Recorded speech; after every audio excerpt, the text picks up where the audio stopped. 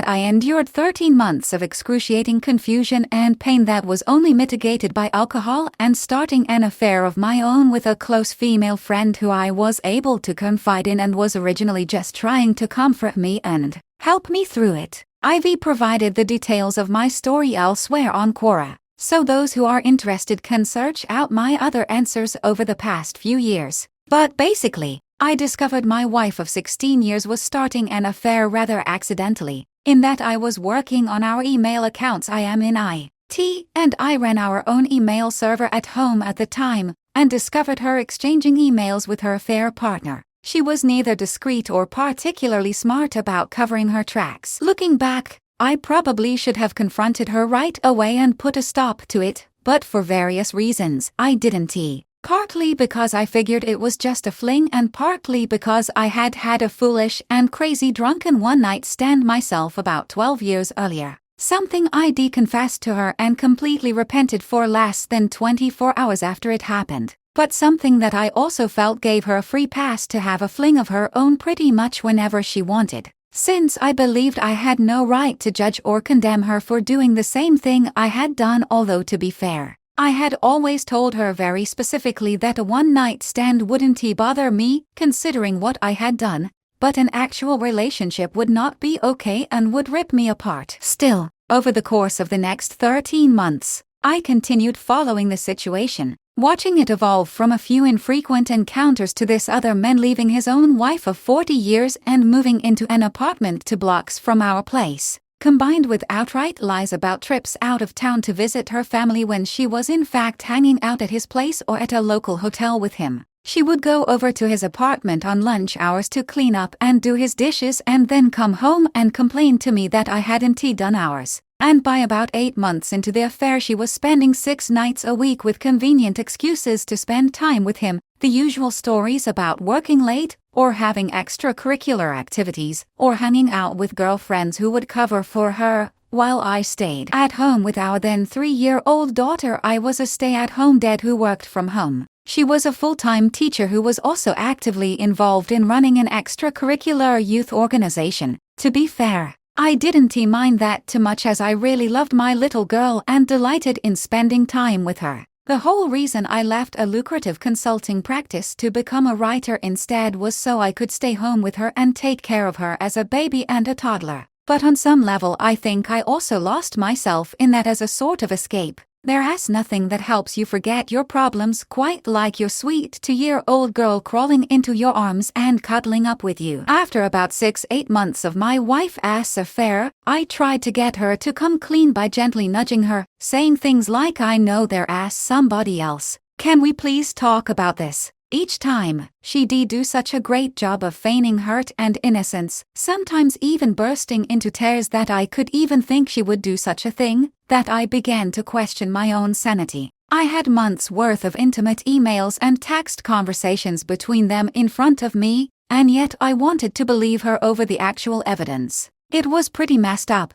and at times I honestly thought I was losing my mind. But throughout that, I kept telling myself that she had to come clean voluntarily, that if I had to confront her with the evidence and drag it out of her, things would be over, as I would never be able to trust her again. Still, after 13 months of this, I finally decided that I had had enough, and I confronted her with specifics, telling her I knew for a fact she was having an affair, and who she was having an affair with. Her response was to deny it completely, insisting that they were just friends. I finally had to tell her that I had over a year's worth of emails between them, and she still denied it until I threatened to print them out and read them to her. At that point, she finally confessed to what had been going on, but really showed no remorse. In fact, when I got a bit upset, she basically turned it around on me and told me that I made her have an affair as I wasn't being attentive enough and wasn't keeping her happy. Still, she didn't want to end our marriage, but she didn't want to end the affair either. The very day I confronted her,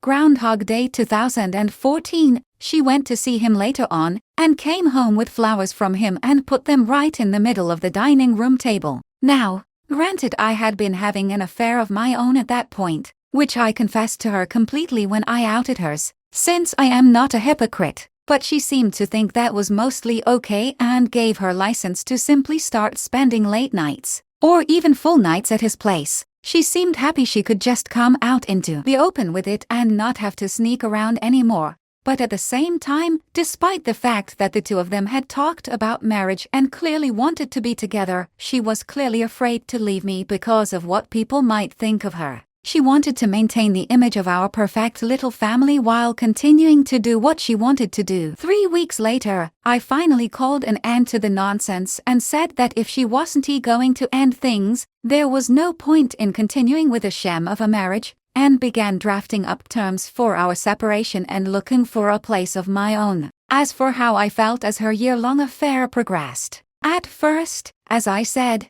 I thought it was just a fling, that she'd have her fun and eventually come around once the excitement of it wore thin. That was maybe for the first 2 to 3 months. By about 6 months in, it was obvious that it was something much more than a fling, but I was still too afraid to confront her. By about 8 months in, I was expecting her to come home one day and simply drop the hammer to tell me that she was in love with somebody else and she was leaving me for him. Around that time we also had at least one pregnancy scare where I honestly wouldn't have known who the father was, because we were still having sex on a semi-regular basis, and she had been with both of us the very same day, without protection. In fact, she would often come home and want to have sex with me even after being with him, which was often a bit disturbing, but she also didn't like to take no for an answer. After the pregnancy scare, however, I did start refusing her advances, which caused more than a few fights where she'd get very upset with me, insisting that I didn't want her and that I thought she was ugly and hated her and found her repulsive. But I reached the point where I really didn't want to be physically intimate with her anymore, if you could even call it that. And I was terrified of her becoming pregnant and not knowing if I was the father or this other guy was. It has been 5 years since we separated,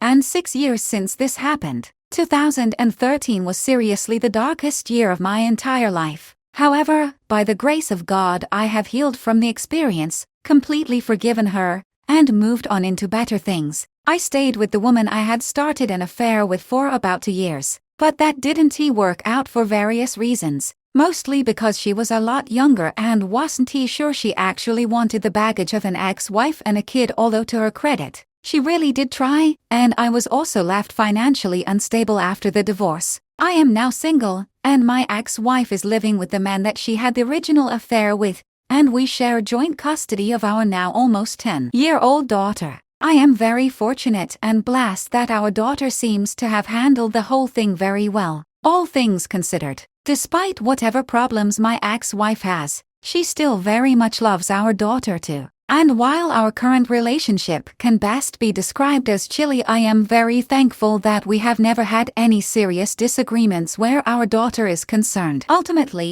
I am sharing this story mostly in the hopes that my own experiences and perspective can help others who have gone through, or are going through, similar situations. There is a light at the end of the tunnel, and there is healing and grace for even the worst and darkest situations.